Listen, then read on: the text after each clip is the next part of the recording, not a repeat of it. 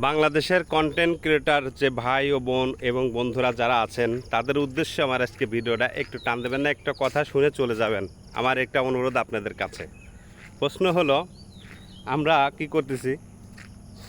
আপনার ফলোয়ার বাড়তেছে না, আপনি এটা করেন। আপনার ভিউ বাড়তেছে না, এটা করেন। আপনার কমেন্ট শেয়ার করতেছেন, আপনি এটা করেন।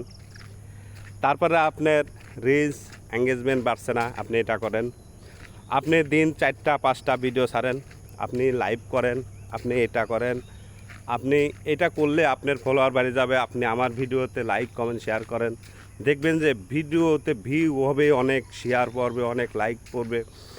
বিভিন্ন বিভিন্ন ধরনের যে কথাগুলো বলছেন ভাই ও বন্ধুরা, আমার প্রশ্ন এই জায়গা না। আমার প্রশ্ন হলো, যেসব মানুষ যা কন্টেন্ট ক্রিয়েটার যারা আছে তারা কয়জন আছে?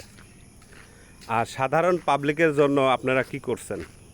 আপনারা তো আমাদের মতো কন্টেন্ট ক্রিয়েটারের জন্য ভিডিও করছেন, ভালো, এটা সুন্দর। কিন্তু আমার প্রশ্ন হলো, আপনি ভিডিওতে আপনি একটা সাধারণ একটা পাবলিকের জন্য কি বললেন?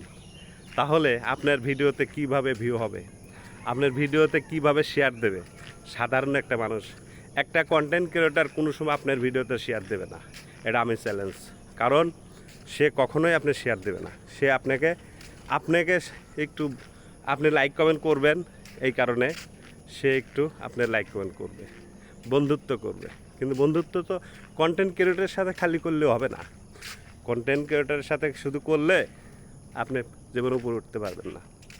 আপনার কাজটা করতে হবে হলো, আপনি প্রত্যেকটা মানুষেরও দেখতে পারে, প্রত্যেকটা মানুষের ভিতরে যেন জানতে পারে যে আপনার ভিডিওর কোয়ালিটি কী, আপনি কী কথা বলছেন, এইগুলো কথা বলতে হবে। আর যদি আপনি না বলেন কখনো, তাহলে আপনার